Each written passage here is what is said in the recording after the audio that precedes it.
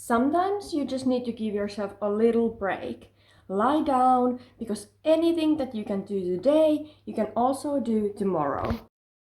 Or not. It's been almost 2 months since my last video, but it feels like a blink of an eye. Between strolling, parties, never-ending laundry, formula mixing and baby bouncing, I have been living the other side of my life, creating and making jewelry, building my dream workplace. The hard pill to swallow is there are no rest days in this circus. The working area is still a total mess, but I don't have the time to start cleaning it up now, because we have jewelry to do.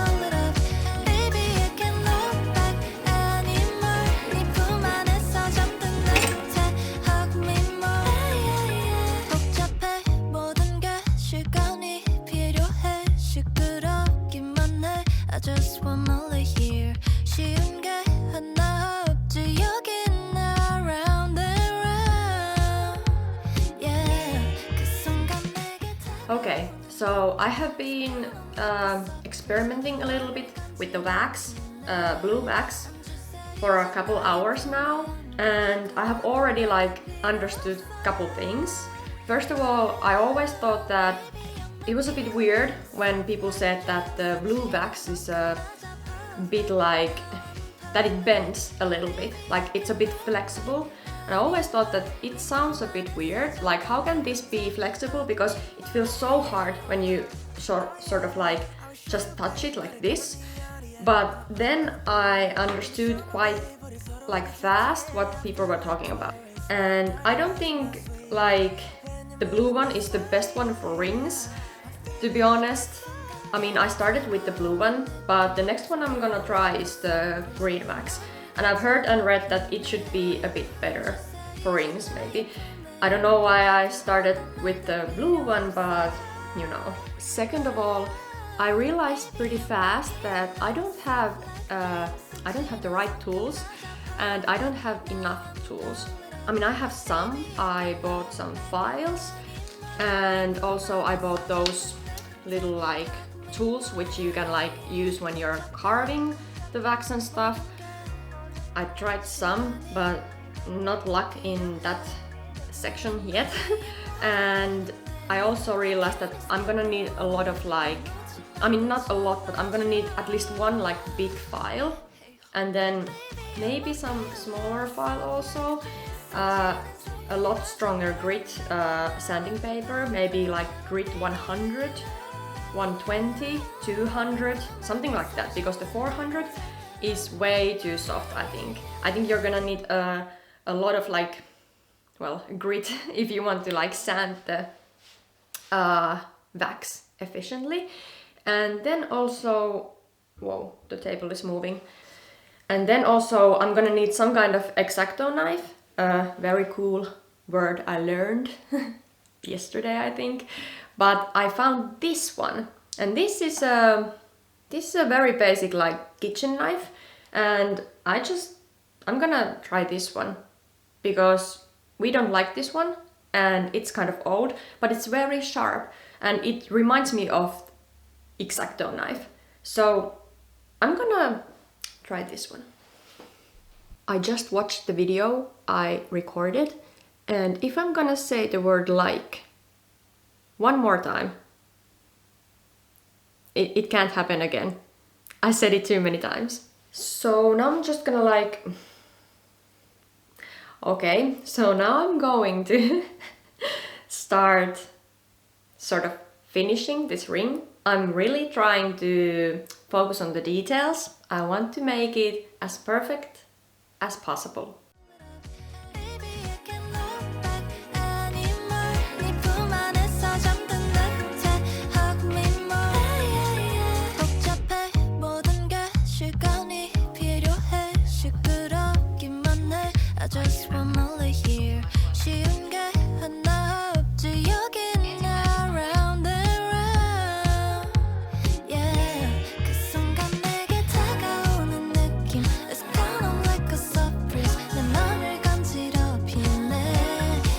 Okay, so this is very hard, as jewelry making always is. I just like slipped into my old toxic trait, thinking that maybe this is easy and fun. But this is fun, but this ain't easy. Hardest thing is that I'm used to silver and gold, and the the wax is very different from it, and I'm having a hard time like sort of, how do you say it, like seeing the piece as a whole. But I think the inside of the ring is going to be the hardest one. I want it to be very precisely round, and this one, the measuring thing that I bought, it's not that good.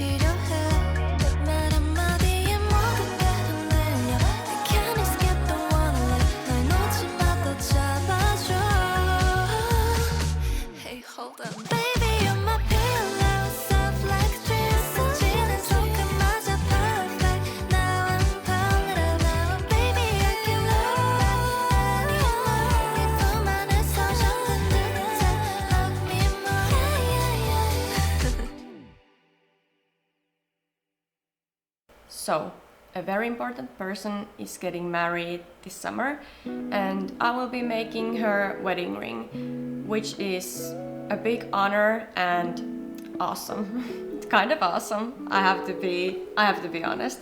After planning, sketching, a lot of talking, this is what we came up with, and I'm gonna put it right here so you can sort of see it there, and I will walk you through it. So what we have in here is her engagement ring on the top, a very beautiful, classic, twisted, simple ring. So I sketched her a lot of alternatives. This is the one that she wanted, and I was very happy about that because this was one of my favorites too. It's this very leafy, organic, sort of like flowery ring. It will be in white gold. There will be these little leaves, a bigger stone in the middle, and smaller stones on the side. This, what you see in here, is the raw version, and it's not totally, how do you say, in right measurements, but it doesn't matter because we're gonna go to the 3D program and I'm gonna show you what I sent out to be casted. So here we have the band and the leaves and the side stones, but not the center stone, because either way I'm going to connect the band with the main setting later. Like, this is the best way, in my opinion, to make it, so you can sort of like really get that polish into the side of the leaves, into the side of the band, and then you polish the main setting, like the big stone setting, separately, and then you combine those two, and then you will still polish one more time or several times, who knows. But anyway, what I'm trying to say is that you connect the two, the band and the setting, and then it should be very good, very beautiful. At first, when I was sketching and 3D modeling this ring, I thought, maybe I should just like order it right away in white gold. But then I was like, no, I'm either going to do this well or not at all. And I decided that the first version that will come will be in silver. So in this way, I can completely see how the leaves are working, how the centerpiece is, no, not the centerpiece, how the side stones settings are working, how the band is working, is the band perfectly right size, you know, everything. I want to know everything about this before I will order and cast the white gold version. So yeah, do it well or not at all. I've always admired people with skill and talent, but when I was younger, I never actually realized how much you have to work and prioritize to reach those skills. I always thought one day I would just find my secret talent and I'd be good at something. I've never actually put truly and honestly my whole heart into anything, I think. Not before I started making jewelry. I've lately realized how hard it is to actually do something well instead of just thinking, I tried, even though you actually just did the bare minimum. Half measures aren't enough for me anymore. I truly want to find my full potential.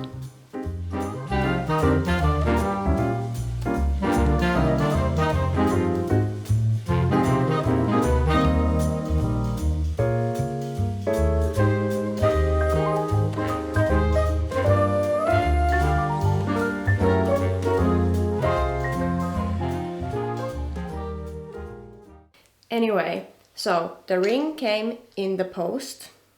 No, in the mail. How do you say it? Is it like the post, like the post office brought the ring and it came in the mail? Maybe like that. It came in the mail and I was pleasantly surprised how it looked. Not that I wouldn't trust myself when I'm 3D modeling, it's just that it's always a little bit like hard to imagine how the piece will look in real life, even though you see the rendered version in the program. But anyway, let me show you the ring. So the leaves are looking very good, exactly like I wanted them. They are the right size. The only thing is that I wanted to lift them up a little bit. So I made them a bit higher for the next white gold version. The band is a bit too thin and narrow for my liking. When I'm thinking high quality jewelry, I think the ring or whatever the piece is, it has to have enough material that it can sort of like withstand years of usage. You know, you have to be able to wear the piece years and years, maybe decades, and if it's too thin, too narrow, it will bend, it will, I don't know, it's not good for everyday consumption, if that's how you say it. But anyway, you know what I mean. So it's way too thin, so I made it a bit like more thicker and wider for the next version. But I like how delicate and dainty this is, so I don't want to make it too thick. I still want it to be this light, like very natural, you know, dainty ring. So this morning I sent out the white gold version to be casted. I still didn't send the centerpiece, basically because I'm still not exactly sure how I want to make it. And then I was first like, oh no, but then I have to like pay double the amount of the fees than when they send me the pieces. But then I remembered, I have this one. So when I will send this ring to the casting place, I will also order the centerpiece to the engagement ring. No, not engagement ring, wedding ring.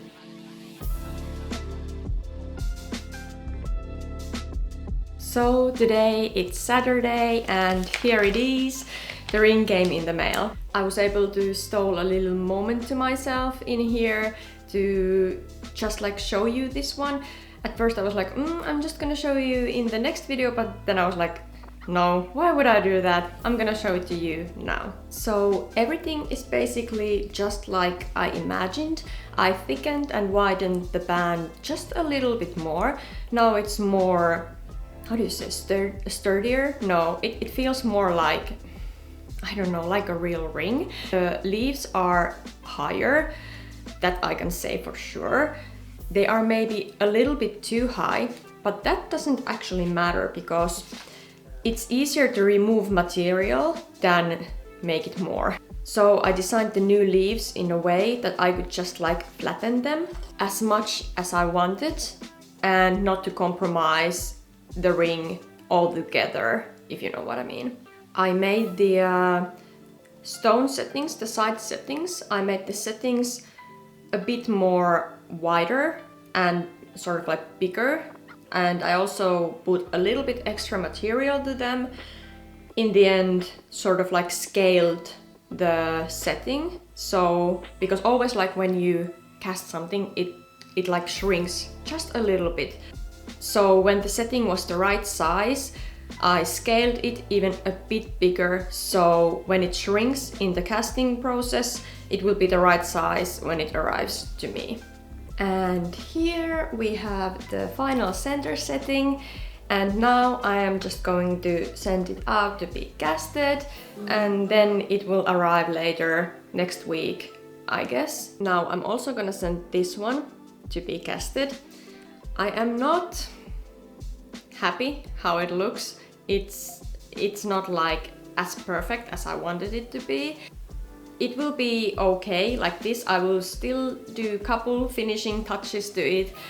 And I have to say that it probably wasn't the smartest thing to start this whole wax drying process thing from a perfectly round ring. I probably should have tried something very organic and not that like symmetrical, because trying to make something super symmetrical for the first time, it's not easy. But we love a challenge, and this is going to be okay, it's going to be nice. It's my first string from wax, so it will do. But we aim to please, we aim for perfection in this whole jewelry thing, so it's a learning curve.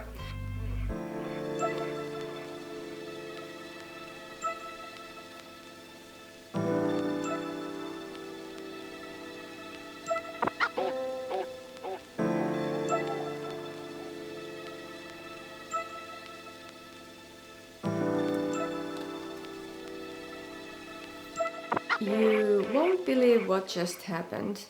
I was just about to start recording and say how hard it is to like manage the blue wax, because the more I try to refine, the more I try to like make the ring perfect, and it gets like thinner and thinner. The ring keeps bending in my hands, in my fingertips. And then I was like, okay, like it was a bit like oval shape. So I put the ring in here to the mandrel, and I was like, I'm just gonna like, it's a cold mandrel, so I'm gonna just like put it in here, and then I'm just gonna like, how do you say, like push it a little bit so it would be more round.